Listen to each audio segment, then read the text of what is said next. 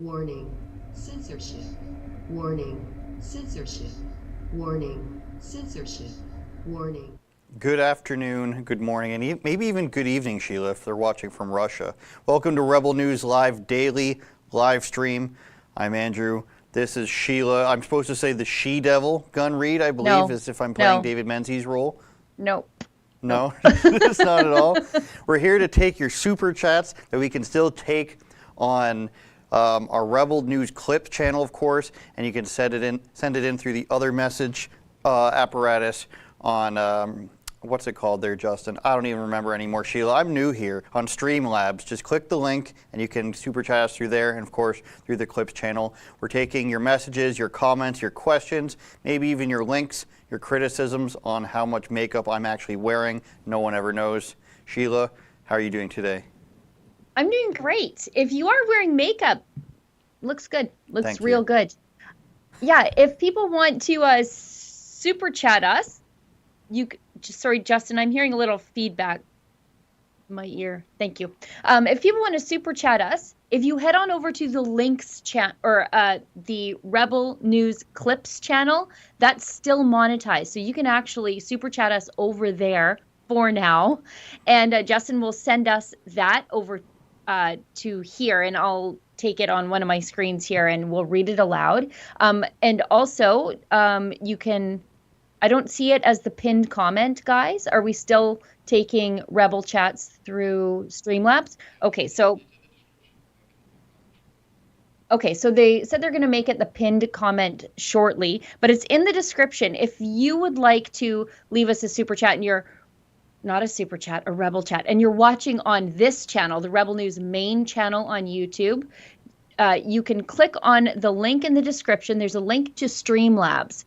That will take you off site to Streamlabs, where you can throw in a donation and leave a comment there. And again, just like a regular super chat that we used to have, they'll get sent to us on air and we'll read them online here as we're talking. Also, welcome everybody who is over on Rumble. Sorry for the confusion. We have to think on our feet here because YouTube one day just demonetized us. They left this big hole in our revenue. We're trying to find a way around it. They won't tell us why we've been demonetized. Of course. So we're just thinking on the fly. So we're doing our best to continue to do what we normally do here with all these weird workarounds. And what we normally do is a live stream every single weekday. Ezra normally hosts Monday, Wednesday, Friday, and David and I, or me and Andrew, or whoever, we fill in the other 2 days, and it's a chance for us to interact with each other, especially great for me because I'm not in the office, so I don't get a lot of that like office camaraderie that I know that they have. And it's good for me to connect with the office, gives our viewers a chance to connect with each other. If you're watching on YouTube or Rumble, I prefer Rumble, and gives you a chance to support the work that we do completely willingly, unlike what Justin Trudeau makes you do with the mainstream media. He just reaches into your pocket and gives garbage content makers money that you wouldn't have given them willingly. I want to know the actual amount of people who've downloaded CBC Gem, and then I'd like to know how many people watch. I'm sure some of their shows that cost, I don't know, $50,000 an episode to produce get like 1,000 views total. I'm sure that must happen. I'm sure. Now my Skype feed is frozen on my side. Oh, the catastrophe is happening here at Rebel News. I see where Justin is going to put those super chats and Rebel chats, so that's great. Andrew, what's the first thing on our agenda? What's the first thing on the news of the day today? The first thing is Agenda 3021 or 2130. No, I think we want to show the Pastor Coates interview and interaction that happened. I'm not sure if it's a preview or we're getting the full video here, but from what I saw, Sheila, it was a police officer who seemed pretty friendly, to be honest. So it's a preview of an interview, but what I saw was a cop being very friendly, and apparently this is going to be coming soon, and a bylaw officer. They went to the church, and they really wanted inside, and I can't wait for people to see that because it's kind of sickening how they're given all the information they need, they're given everything they should require, but they're just like, no, we have to go in there, even though they're told it's going to disrupt them. Oh no, we're not going to disrupt anything, we just have to. It's like they need to exercise their power to feel good about it, but there's also an interview with the pastor, Sheila. Was that you conducted the interview, I assume? Yes. Yes. So we had the last interview with Pastor Coates. I think it's probably the only interview that he's ever done with the media, because they're pretty aware of exactly how the mainstream media is. That's why the church keeps them off the property. But I had the last interview with Pastor Coates on the 14th of February before he turned himself in on the 16th. And I've been in attendance at the church ever since then. And so this past Sunday was his first day back. Now, he didn't preach because, you know, it's difficult to prepare a sermon when you're in jail for 35 days without his, you know, seminary materials and stuff like that. So he did give the opening prayer and the closing prayer. And I sat down with him after services just to ask him, you know, like most importantly, how are you doing? What was your day like inside? Was he aware of just how big his story was on the outside? And if he was able to do some good while he was on the inside? And, you know, I think he's going through a lot. He's digesting a lot. But I do appreciate the trust of Pastor Coates and the congregation for allowing me inside for so long. And then, you know, trusting us here at Rebel News to sit down and have an interview with us, knowing that we weren't going to take his words out of context. And it was, you know, you could tell Pastor Coates was a little bit, I don't want to say shaken up, but, you know, when you've just spent 35 days in jail, and then the police who have left your church alone basically while you were in jail, they're back now trying to get entry into the church. He had to have been thinking, are they scooping me up and putting me back in jail again? That's got to be pretty frightening, scary. That guy has nerves of steel, though. Yeah, and other than us, I think there's probably only True North covering it. And then my uncle Tucker Carlson down in the U.S. interviewed his wife, I believe. Yeah. So can we get to that clip, Justin? All right, we're getting to Emotionally, it. spiritually, how are you doing? Yeah, that's a fantastic question. I am trying to figure out how I'm doing. I don't know that I've quite gotten my feet on the ground as yet. I think I'm still adjusting to just everything that's happened since my imprisonment, and don't really have a clear handle on just what kind of world I'm stepping into at this point in time. I'm obviously out of the rhythm of my routine, and a big part of that routine is preaching.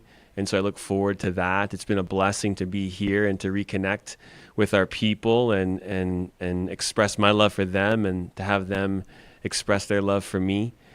But I'm adjusting, and I can't quite put my finger on what the adjustment is or why I'm feeling it's an adjustment, but it's an adjustment. And I'm thankful to be out, and I'm thankful to be here. And I'm looking forward to just putting one foot in front of the next and taking it one day at a time. Now, I don't want you to rehash or relive anything, but what was a day like for you behind bars? Did you have a cellmate? How often were you able to talk to Aaron? What, without, you know, the gruesome, gory details, what was a day like? In quarantine, it was a challenge because I would get out twice for 15 minutes a day. I can remember one day, I think I told my wife that I had been in my cell for 23 hours between exercises. And when you get out, you got 15 minutes, and that's not a long time. So that was a little bit of a challenge, but I was able to get through it and get into a bit of a groove. And initially, you're just trying to learn the culture that you're in, and there's a way that things happen, and you're just trying to learn it so you're up to speed, and that takes some time. And so I could kind of be distracted a little bit just by that entire process. Once I got out of quarantine, I did have a cellmate, and you know, he was a good cellmate. We got along well, and had lots of good discussions and conversations, and he's called me since I've been out already twice now. And so, you know, the morning begins around 7 o'clock with breakfast. You go down to get breakfast, you have your breakfast, and then you return your trays, and then you're in your cell for a couple of hours, usually at least until 9. You might get out for an hour. Typically got out for an hour ahead of lunchtime, and lunch was 11. And then you would get out once for an hour between lunch and supper, and then you would get out for another hour typically between supper and bedtime. And and for that hour, I would spend a lot of time on the phone for sure. I would call my wife a lot. That was obviously a highlight for me in the day. I loved those conversations. I'd have chaplains visit me from time to time. I could play a little bit of basketball in the court outside, which is basically just a cement cube with no roof, and just interact with the guys. It was they were pretty good to me. They treated me well. Have a neat story about the final moment leaving that I can share with you if you'd like to know, but that gives you a little bit of a taste of a normal day. Definitely, I'm going to assume we want to go and click on that and hear the story, Sheila. Now, people might be thinking it's a Canadian prison. Might be just like Trailer Park Boys, hockey tournaments, drinking and smoking. Yeah. But to treat a pastor like this, Sheila, now I can only imagine this wouldn't happen if it was an imam or something, but it feels to me like once we get to the point in a country where there's a charter of rights and freedoms that obviously, just like a constitution, exempts religious activities and gatherings and congregations and such, once we start eliminating that, we're getting pretty close to a communist country, especially when we've calculated everything from COVID hotels to mandatory quarantines and everything else. Am I just going crazy, or should I think actually that this is a really, really wrong direction? And this is coming from a person who's not religious. We have to keep in mind here, his crime was not turning away 85% of his congregation, people who willingly wanted to be in that church together. They wanted to be in the church in person and hear the word as he preached it. That's it. That's why he was in prison. And he was held there because he would not, in good conscience, lie to a judge, because that's what it comes down to. Recidivist sex offenders, murderers, they all can get out on bail if they just look a judge in the eye and lie through their teeth and say, oh, no, for sure, let me out on bail. I'm going to be a good boy. He wouldn't do that. He could not lie to the judge, so the judge just didn't let him out. And the prosecutor at the time, Karen Thorsrud, would not amend those bail conditions, knowing that he then became a prisoner of conscience, a political prisoner, really, one of the few in the entire Western world. And his crime was, again, not turning away 85% of his congregation. It's really shocking because he was in there with the worst of the worst.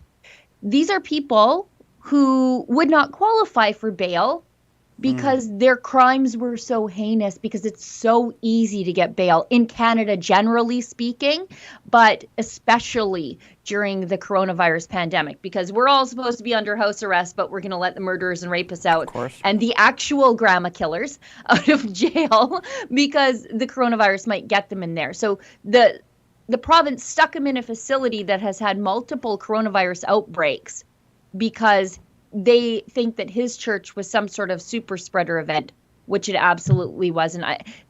He was put through the ringer. His family was put through the ringer.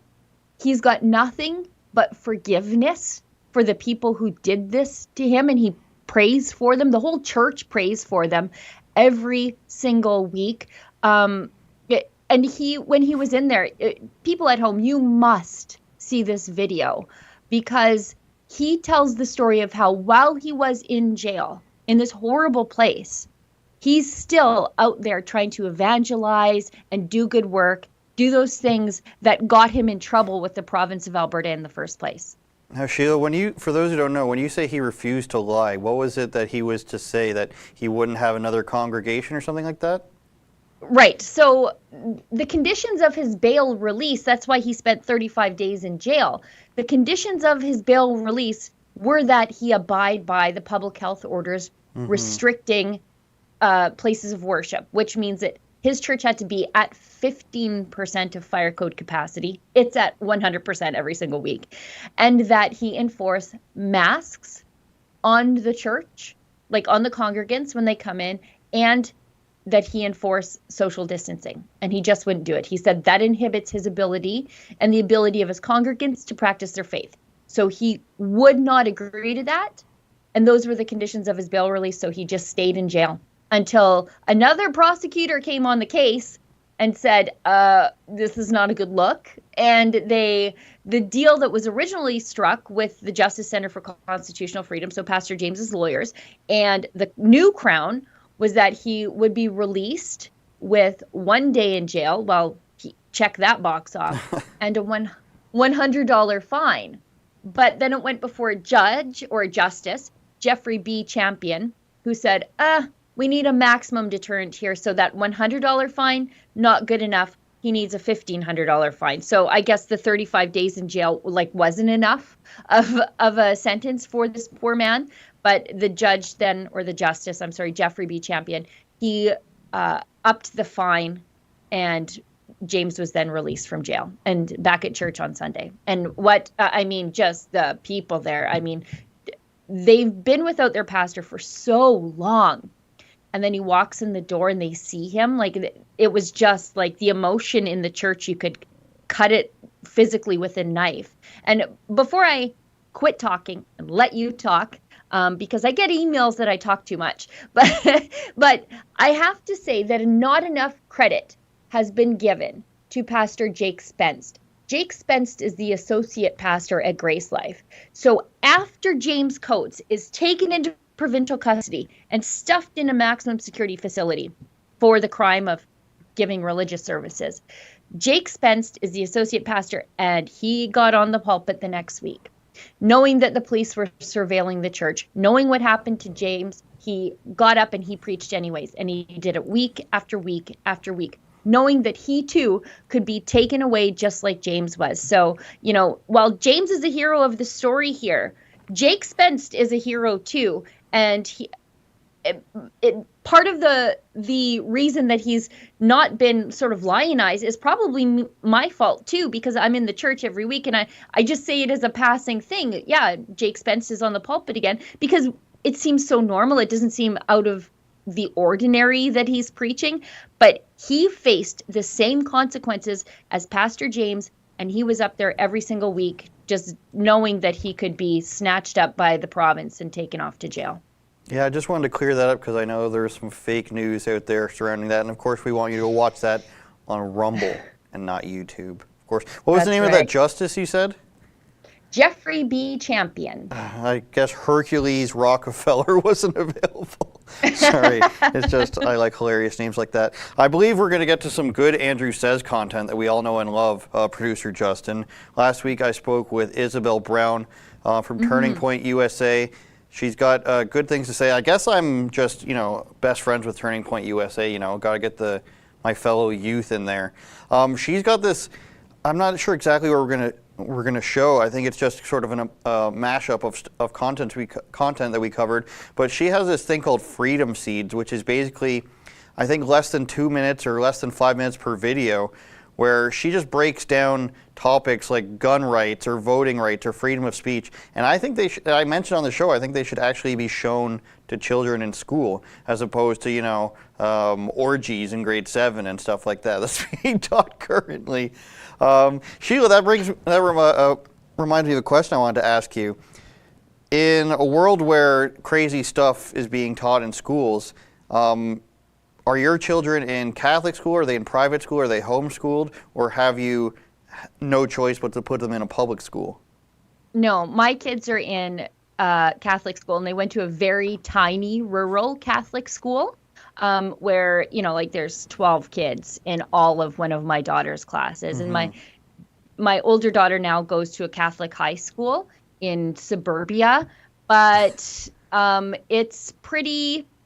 the religion teachers there are pretty young and trad Catholic, which I think is great. And there is a large, very devout Filipino population at the school that if you go into the school, back when you were allowed to go into the school, the chapel was always full of people praying, which I think is great. And so because the school, my one daughter's school was small, and I'm prone to the pop-in. I'll just pop into the office and see what's going on. And my older daughter has a school where there's a large trad Catholic, traditional Catholic immigrant population. Things are pretty good for my girls. But boy, I hear horror stories from the public school, that's for sure. And even in my girls' school, sometimes I'm like, I got to send an email saying, that's not what the bishop said. And so, it's just a matter of being that like annoying. I guess I'm like the annoying Catholic Karen sometimes with the school, but it's better that than eternal damnation for your kids, right? Yes, and probably a nice bonus. I've met your daughter. She's probably taller than the other kids too, so she can beat them at sports. It's true. Shout out to my sister because she isn't very religious either, and she sends her children to Catholic school because it's, if you have a kid who's on the fence about religion, it's way easier to say, hey, go learn about this religion than it is say, hey, go learn about, how great it is to be transgendered and how great you are to be a victim and all that sort of stuff that comes with it. So that's what I think a lot of people are thinking these days. They're having trouble justifying sending their children to public schools that teach them nonsense. So that was my segue into this clip because I think Isabel's stuff should be shown to probably grade 6, 7, and 8 kids. Let's run that clip, please, Justin. Conservatives, amazingly, are becoming countercultural in an unexpected way by embracing traditional gender roles, getting married very young and having lots and lots of children, and overwhelmingly returning to the church in America, which is a very interesting phenomenon I don't think we could have predicted even just a few years ago. Some other video that I liked of yours was the Women's March of last year, and I have a lot of questions about how it would compare to 2021. Why nothing this year? Or was there one that I missed? I don't think there's one that you missed. Ultimately, I think most of this centers around all of the restrictions in these big cities that are run by Democrats when it comes to COVID-19 regulations. But it's important to have these conversations because you have to understand where the left is coming from in order to properly negate their arguments. Gun rights is something else you talk about a lot. If you're not aware, we have no real gun rights in Canada. They're being taken away by name. You come at it from another angle. 70% of new gun owners who are women in America cite personal protection as their primary reason for wanting to purchase a firearm. That's a statistic that people should be paying attention to. I'm curious to know what really opened your eyes, or have you always been conservative? I found myself in this extreme, intolerant leftist environment that was hell-bent on indoctrinating students towards leftism rather than educating young adults to become progressive and effective members of society, progressive in the true sense. And it was so shocking to me as someone who chose science because I love the pursuit of objective truth, that science in academia today is not driven by that pursuit of truth. It's driven by the changing narrative of our political correctness culture. So apparently conservatives are really scary. Am I scary? I didn't think I was scary. So something interesting that Sheila, she was in school and university in Colorado for trauma surgery. And so obviously she's got all these biology classes and other medical classes. And she said once the pandemic hit, the curriculum changed to be basically anti-Trump Orange Man bad curriculum, which is crazy because she said that her professors were like CDC doctors and like top virology doctors and everything, and all of a sudden the curriculum started changing towards the end of her last semester there, which I'd imagine would have been April and May or something like that, March and April of last year. And she said all of a sudden it started changing into Orange Man bad theory. And another thing I wanted to mention was we need to get you sponsored by that company that has the gun holster pants and leggings and everything. If I was a girl, which I may end up being by the end of this year, who knows how fluid I can be, I would wear pants with a gun holster in them. I don't know about you, Sheila. Do you know, I have a couple purses with the like concealed carry pouch, and I just stick my phone in there, but I bought them on the off chance that one day I'm forced to relocate to Montana, Wyoming, one of those places where I would hit the ground running and be running for mayor, like in 3 to 5 months. Basically Kane is what you're saying. Yeah, pretty much. Justin is whispering in our ears, though, that we need to get to some of these rebel chats. This Justin guy, I tell you. I know, he's the worst. And if you would like to donate to us here on the stream, since we've been completely demonetized by YouTube, at least on our main channel, you can click on the link at the top. It takes you to Streamlabs. That on the top, if you're watching on the YouTube main page, it takes you to Streamlabs where you can throw us what we're calling a rebel chat, and then we'll read it on the air live.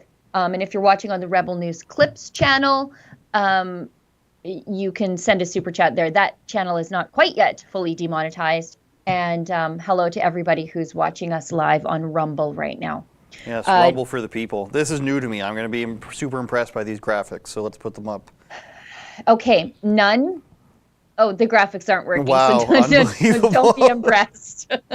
Shout out Rumble. They'll have something better, I'm sure. None donated $5 or $50. Sorry, holy smokes, $50. I don't see a Rebel chat there, but that's very generous. Sorry, Andrew, I cut you off. You were going to say something there. I was going to say Rumble has been saying that they're coming with all the features that YouTube has. So even though it's just a live feed right now and you can comment, stick with them because one, they're not evil like YouTube. We know, we've spoken to them. And two, they're going to have all the features that you require. And then even the Donald Trump thing is taking names now too. So maybe that's going to blow up, Sheila.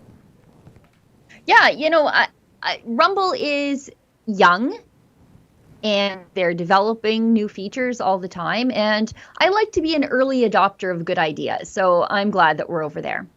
For sure. Bruce B donated $6. Besides Rebel chats, one can support by going to rebelnewsstore.com. Hoodies and t-shirts are free shipping. Got myself a Patriot hat today. Hey, do we have a promo that we can run for the Rebel News store, Justin?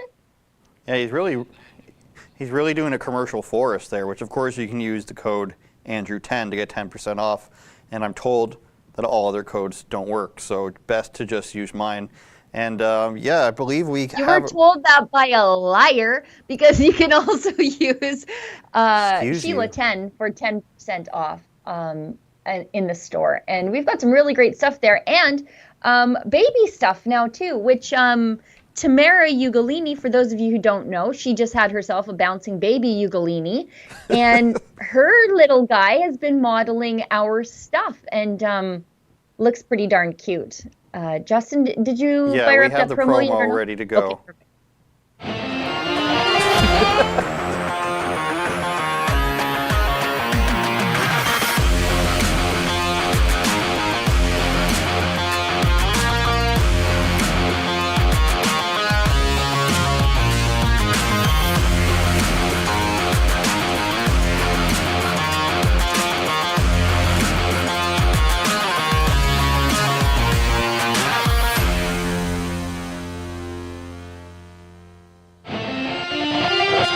Where did we actually have guitar or I mean Justin messages in those super chats or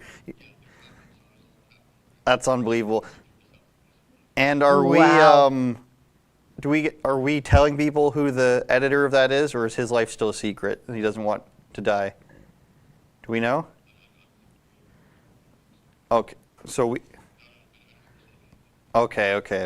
So we have a secret person who works for us who I'm a big fan of, so I can't say. But now I know I'm just set myself up for countless emails asking who that's going to be.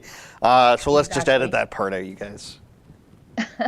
So Kane Enmark gives us $5 and says, "Good morning, Rebels. In reference to the Asian hate crimes movement, why are they not linking the connection with blacks doing most of the hate crimes?" Now, I don't know if that's true. I haven't seen the statistics on that.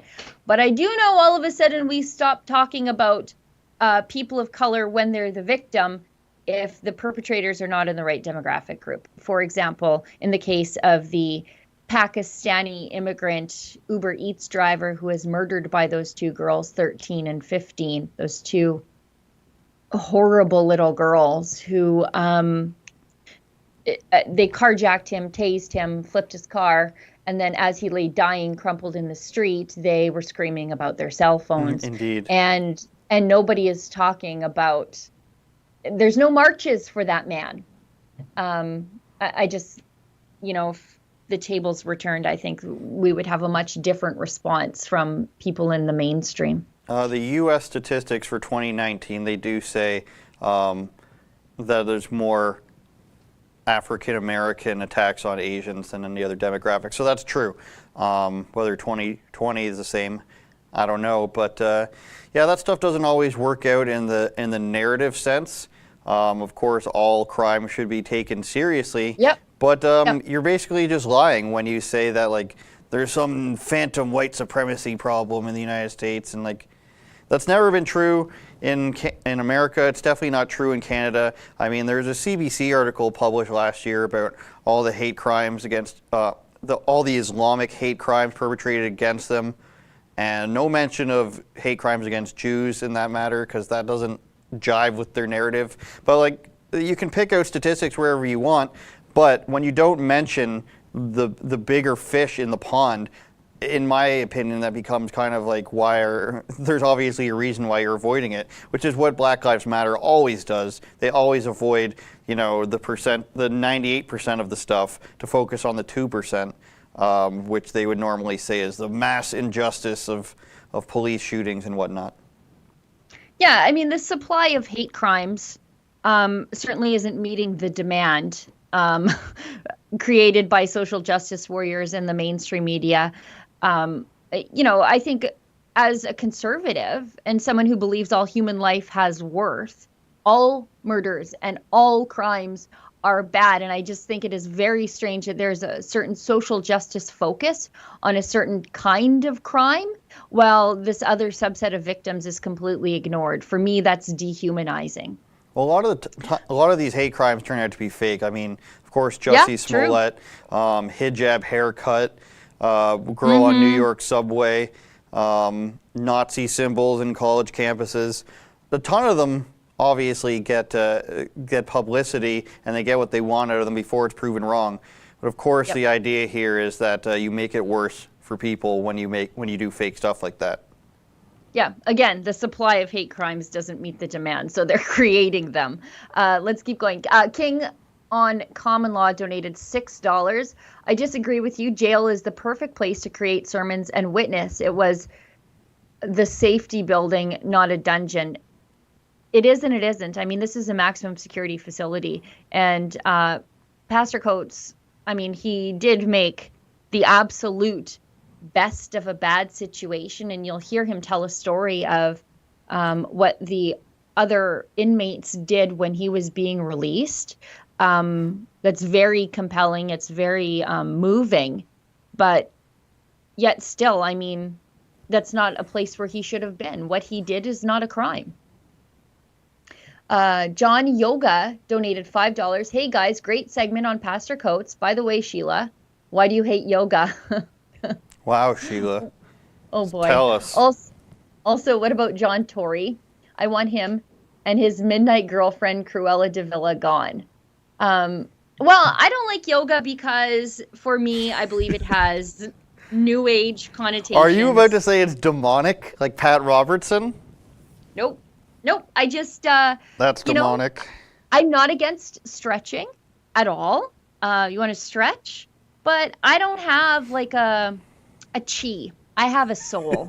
And so that's you want to do yoga. I just don't do yoga, that's all. I'm told David Menzies was going to do something related to Kung Fu today, and I can't help but imagine Steven Seagal as David Menzies, or the other way around, because Steven Seagal thinks he's whoever he's played. He thinks he's Native American. He thinks he's Japanese. Can't you just picture David Menzies in one of those Japanese shirts going to do Kung Fu? Or that's not what Seagal's martial art is. His is Aikido, which is taking people's momentum. Haven't you? I expect Sheila Gunn Reid to have watched all Seagal movies, all Van Damme movies, Wesley Snipes, Chuck Norris. Please tell me that you do. I do. I'm not Wesley Snipes so much, but the other ones for sure. I see David Menzies in like his judo outfit with his like belt tied under his belly, with his like the open shirt with his belly hanging out. I hope it looks like that. I can't wait to see that video come back. Has that workout video come out? Is it ever coming out? I have not seen the producer's cut of it, and on some level I'm happy I haven't seen the producer's cut, because I feel like there's going to be a lot of groaning. But there always is. Oh, there's so much groaning. But I also am kind of like on the flip side. I want to see that. I want to see David working out with our friend there. I don't want to give too much of that away. Okay. Anyways, going back to the yoga thing, I don't hate it. I just don't participate in it. Do what you want. I mean, I don't do yoga, so. No. Laura donated $2. Police yelled at a 5-year-old for not being in school and took him in their car alone. What the heck? Send that clip to us, please. Tips@rebelnews.com. I think so. She sent us the clip, so it's in the Rebel chat here. Okay. The boy was crying, and police kept yelling at the boy to shut up. Justin, was can a you 1 screen minute. that clip? It was a 1 minute clip released by News Talk 1010. I would donate more, but I'm a student. Well, thank you, Laura. Every little bit helps. Are we gonna? I don't know if we should open Just let them screen it, and we'll see if we want to play it later. Okay. Justin from Honored Lads donated $2. Survived Alberta public schools. My daughter's going to Catholic school. Give me those guitar riffs, Justin. Did we do them? Yeah, we're gonna have to come up with alternate guitar riffs too, like maybe a clip of somebody shredding. If we can get a guitar in here and get a clip of Justin, we'll blur his face since he's a man of mystery. But maybe a Wayne's World clip. We gotta switch it up, Justin. Yeah. Neil W. gives us $20. Kenny's red tape reducing government is imposing the tourism levy, on Airbnb hosts to collect and remit instead of getting Airbnb to collect and remit directly, just like in other areas in Canada. And they're only giving us 3 days notice. Yeah, that's pretty gross. Making everybody else the tax collector for the government. I'm sure you've got better things to do, and you're not getting paid any extra to do the government's work for them, like these poor Walmart people who have to all of a sudden be bylaw officers thanks to all these public health regulations. Phrase Bow donated $10. That's Fraser McBurney. Little known fakes not published by the media party. The EU database 2 weeks ago published this. 3,964 deaths from the COVID shots, 162,610 persons suffering adverse COVID shot reactions. Enjoying your show. Oh, thank you very much. We published an article yesterday about how Canada is now deciding to pause, as they say, the AstraZeneca vaccine after a bunch of vaccine injuries happening primarily to younger women, by the way, in Europe. And if you talked about this a week ago, you were an anti-vaxxer conspiracy theorist, as opposed to someone who's like, I'm not an anti-vaxxer, I just don't want to be part of your human experiment. Now, since Europe has paused, now the Canadian government is suggesting a pause, and then there was a trickle-down effect yesterday afternoon with provinces saying, we're putting a pause on this. So yeah, Saskatchewan and Quebec were ones I heard about. But Sheila, I was told that all vaccines were safe, and any questioning of them was because I was a conspiracy theorist, and any revealing of statistics like the deaths and side effects in Denmark from the Pfizer one. And, I was told that all of that was just misinformation or perhaps even disinformation. Yeah. All those blood clots forming in younger women, those were just misinformation. Yeah, Saskatchewan, PEI, Newfoundland and Labrador, Quebec also all yesterday said we're putting a pause on this. But yeah, if you talked about this literally a week ago, you were an anti-vaxxer. Just like if you talked about closing the borders at the beginning of the pandemic, you were a racist. But when the government does it overnight and strands a bunch of Canadians, well, then it's just good policy. It's very strange. This vaccine, it deals with intent, which makes it the most intelligent, or I'm sorry, not this vaccine, this virus deals with intent, which makes it so smart, right? Like if you're protesting and you're from Black Lives Matter, that's fine. But if you're protesting and you're like, hey, I don't think this AstraZeneca vaccine is a good idea. Oh, you're a super spreader. It's very strange. Well, I was watching the George Floyd trial yesterday, which of course, horrible defense from the attorney. I'm pretty sure this guy's going to get off because their arguments are so bad.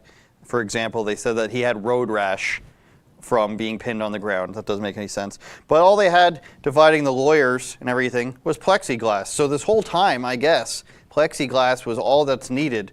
I was watching this on Crowder's live stream, and I guess we can talk about him in a second. They were saying, who knew that the answer to all of our virus needs were just plates of hockey plexiglass? Yeah. Go ahead. No, go ahead. Keep going. We have notes about Steven Crowder because he's always battling against social media. And I don't know if there's an article we can pull up about this, but he posted something about not being able to post to YouTube for a week from their investigative reporting. I'm not sure exactly what it's regarding, but obviously he's been suspended from Twitter and Facebook and Google now. He famously, I think, was remonetized. There's Stephen Crowder, another wonderful French-Canadian like me that we're now embracing. We've all of a sudden started embracing my French-Canadianness, Sheila, ever since I found out that my family was here in the early 1700s. How do you feel with that? I'm not against French Canadians. I'm against French Canadian governments. That's the only type we ever get, it seems. Yeah, no, as an Albertan, especially these last few years, I've developed a real sense of kinship with our Quebecois friends who want to leave the country because I'm with them. They figured it out long before I ever did. Now, I think I might be more serious about leaving than they are, but whatever, I appreciate the sentiment. I would have to imagine that maybe your family, with the last name Gunn in it, probably, if that's Viking, I assume. So you might have beaten me by like approximately 1,000 years or less. And I don't like that, Sheila. I don't like that at all now that I'm thinking about it. So Justin has a clip of the kid now that somebody gracefully sent in to us. And let's take a look at that and let's get the parents' reaction from Sheila. How old are you? 5. You feel like you can make your own decisions? Huh? God. You feel like you can do what you want? Are you an adult? Are you 18? So why are you outside of school? Look at me. Why are you out of school? Why do you have people following you? Huh? I don't care if you don't want to go to school. You do not have that choice. You understand? Charlie Adam. Well, my life if I tried to do some stuff like that. I would have been beat 9 times before I got home.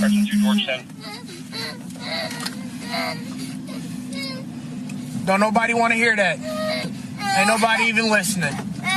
You know why? Because you don't get to do what you want to do. This ain't your world.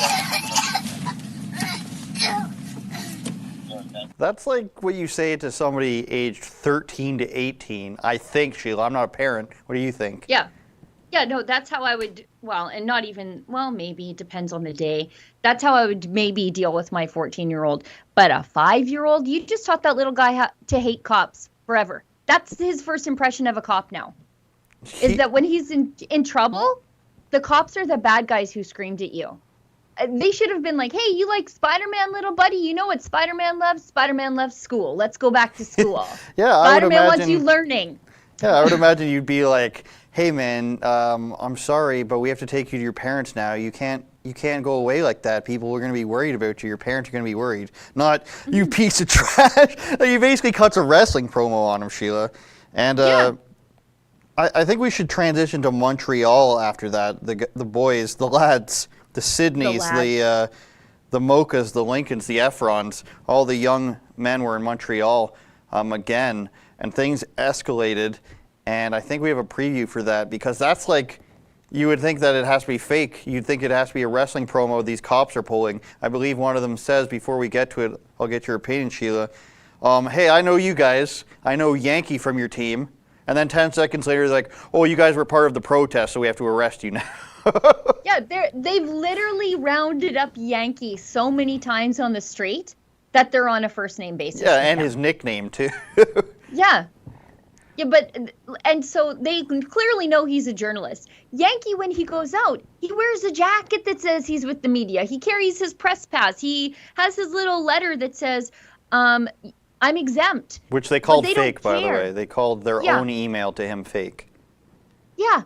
We have a YouTube channel with almost 1.5 million subscribers. We've published like 17,000 videos. We've reported from around the world. We're journalists, whether they like it or not. And we should be allowed to report on something newsworthy in our own country, like the authoritarian devolution of the city-state of Montreal. Let's throw to that clip, Justin, and then I have a fun factoid about that afterwards.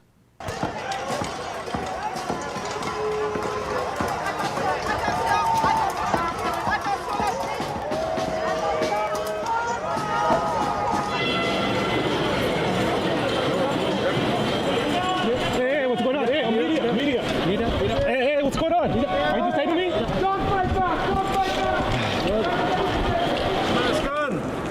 not in a crowd. I'm not in a crowd of 20 though. Okay, what? Why? My colleague is detained. I have to stay. Let's go. I'm on public property. No, man, put your mask on. I'm not in a group of 20 though. Hey, toi, c'est trottoir. Hey. I'm not in a group of 20. What? You walking? You want a ticket or not? That's fine. Okay, but go. Keep walking. Ticket's fine. Stay on the sidewalk. Let's go.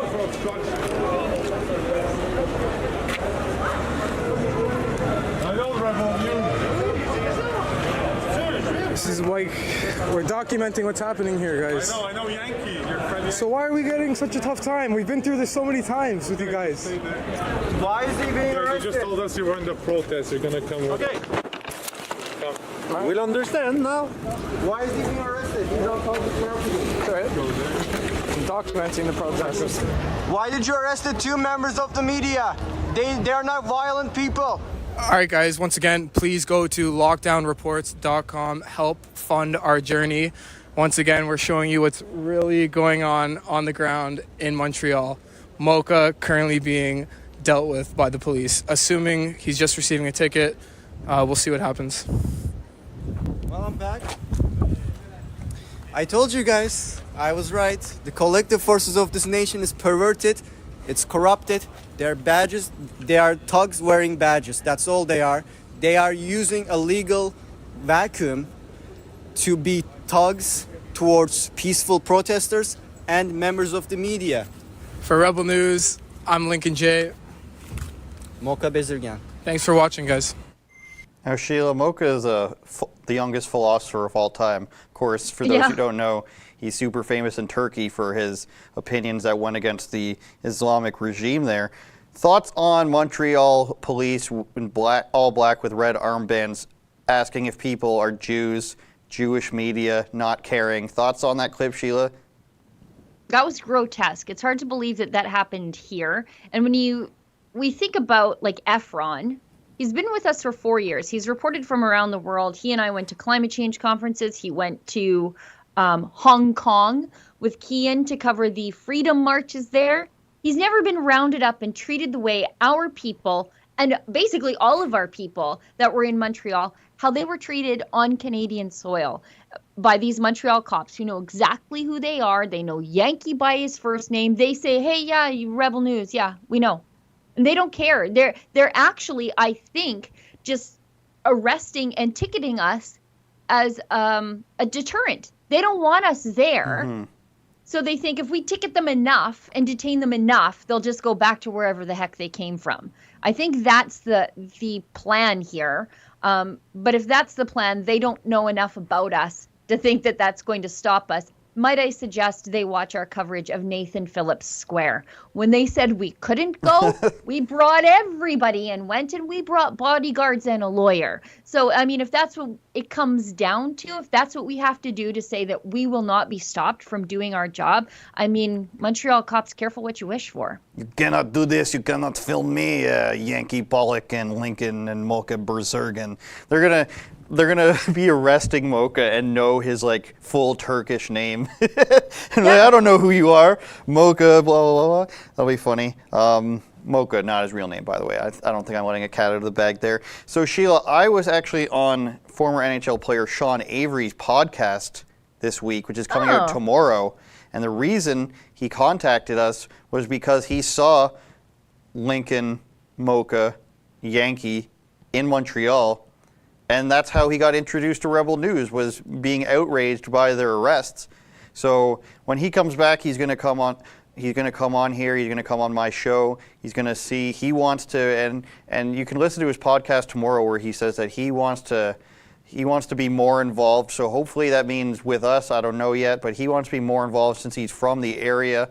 He's around Toronto, and maybe it'll encourage other certain NHL players to speak on the record, Sheila Gunn-Reid. But that's exciting. So that's coming out tomorrow, and I think we might see some Sean Avery action in the next few months. You know, there are some pretty woke hockey players out there, like woke to our side. And I think maybe it's because hockey is kind of a masculine sport as it is. So maybe they don't fall victim to like the social justice nonsense. And a lot of them are like from small town Nowheresville, Alberta. You're really great at hockey because there's nothing else to do, right? All the farming's done in the winter. In between pulling calves, you go play some hockey. So I know like Dustin Penner, he's pretty. And we saw. Is that actually Dustin Penner on Twitter? I thought it was just a guy who shared the same name. No, it's actually Dustin. Nice. Penner. Maybe I should talk to him. It's actually Dustin Penner and what's his face? Carey Price, with his flag that ran afoul of all the social justice warriors who hate guns. So there's some of them out there. Who knows if they'll talk to us? We're open to talking to them. That's for sure.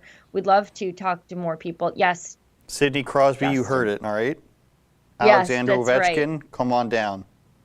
Yes, and before we go, I want to get to the article. It came to me as a press release yesterday, and I see that the Western Standard has written it up about the emergency group that wants to challenge Jason Kenney and Dina Hinshaw, our chief medical necromancer, to debate the COVID restrictions. Sweet bangs she's got, Sheila. You know what? Those bangs are a barometer of freedom. Let me explain. Those are Lloyd Christmas from Dumb and Dumber bangs.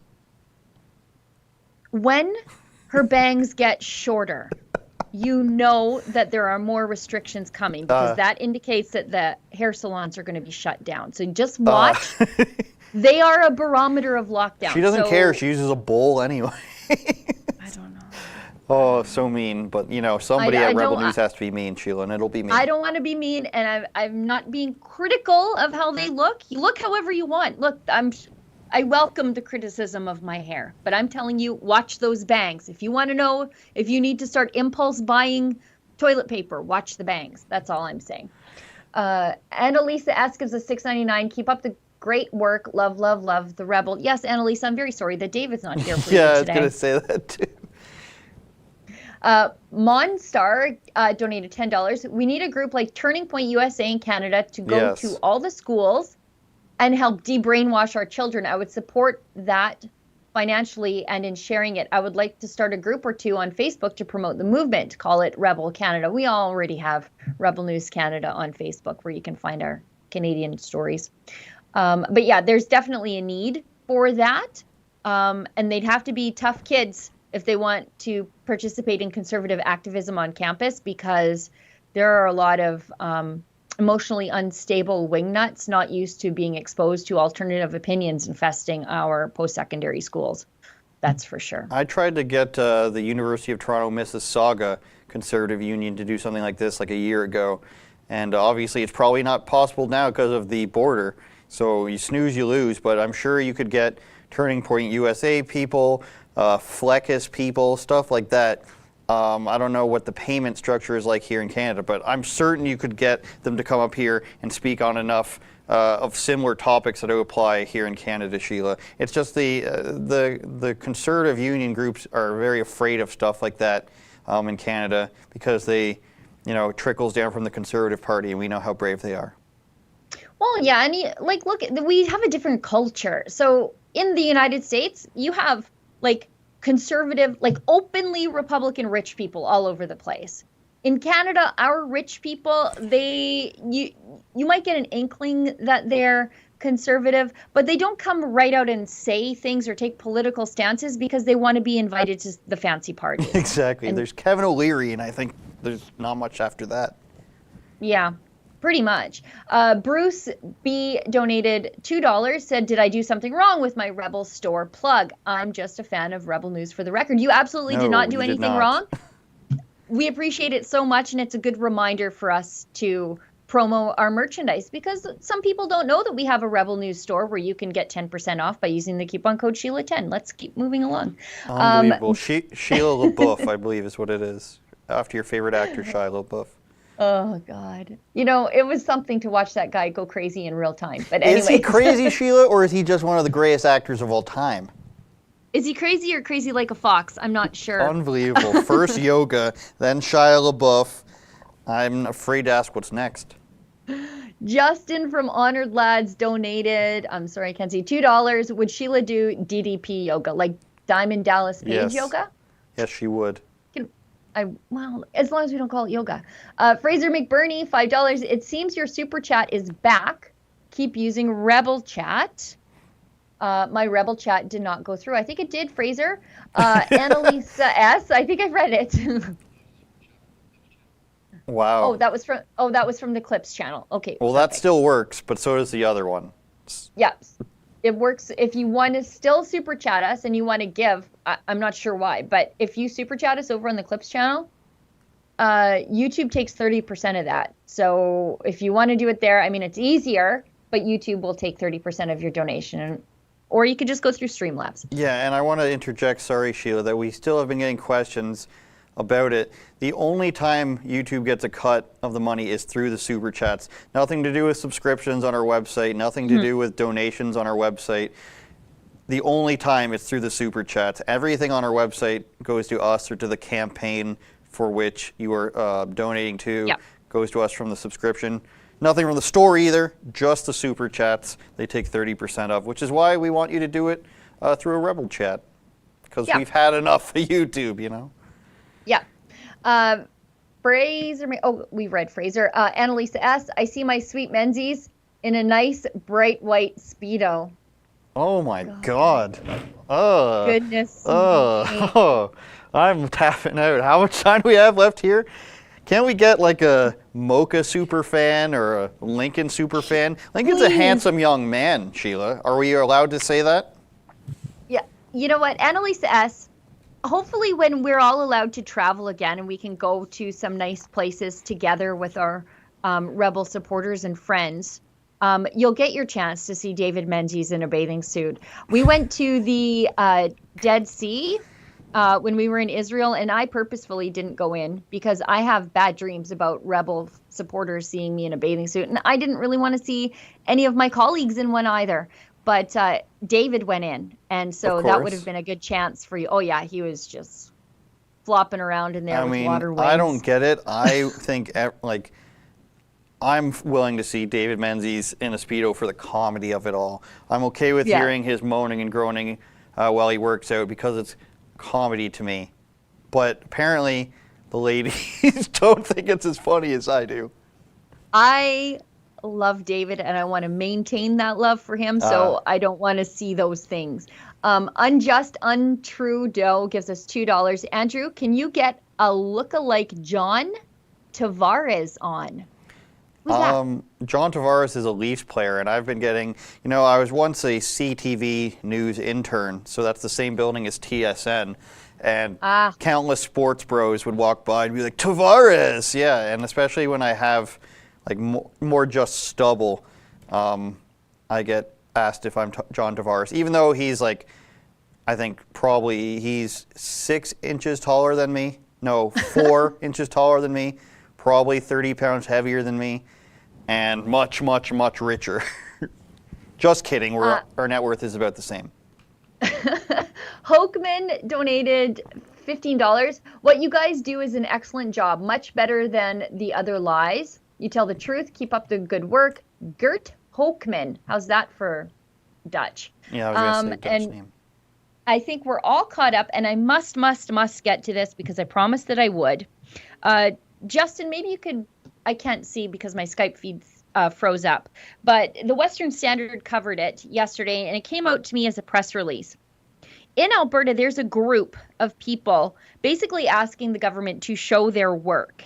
And these people are, by and large, strong supporters of Jason Kenney and the Conservative government who have serious questions about why their advice wasn't followed. They call themselves the Alberta Medical and Emergency Management Team, and they're challenging Premier Jason Kenney, Health Minister Tyler Shandro, and Chief Medical Necromancer Dina Hinshaw to a public debate over the province's current COVID-19 restrictions. Now, the group consists of Lieutenant Colonel David Redman, who helped draft much of our pandemic plan, Dr. Dennis Modry, Dr. Roger Hodgkinson, who's a friend, and a retired police officer, David Dixon.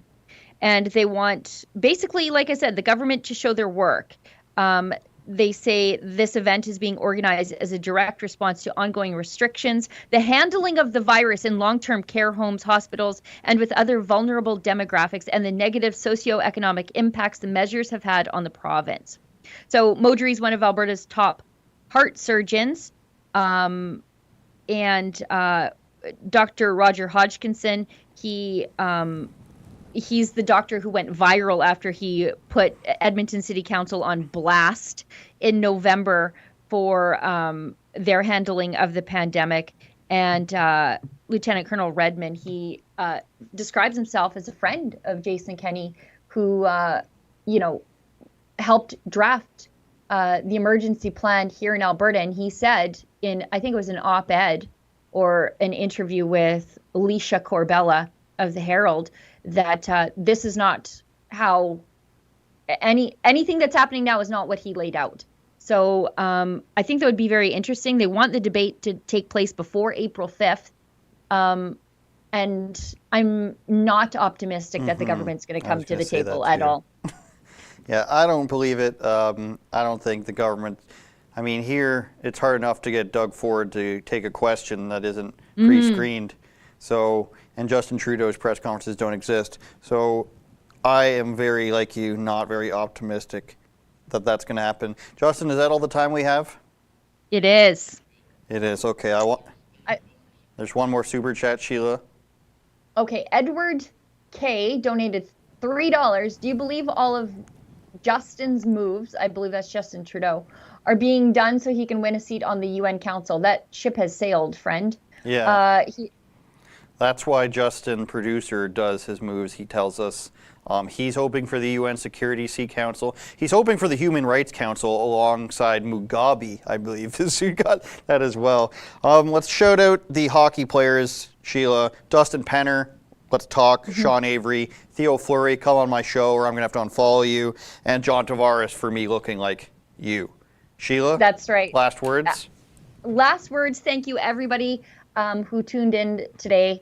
Thank you, everybody who joined us on Rumble, on the alternative platform to the evil YouTube. And thank you, everybody who continues to help us go around the censorship and demonetization of YouTube by sending us those Rebel chats through Streamlabs or over on the other Rebel News Clips channel. We appreciate that so much. It's slightly inconvenient, but it's important what we're doing, and your support, we can't do it without you. So thank you so much. Go subscribe to Rumble. Go to afteryoutube.com. My show this week is Fog City Midge. Justin, play us out, please.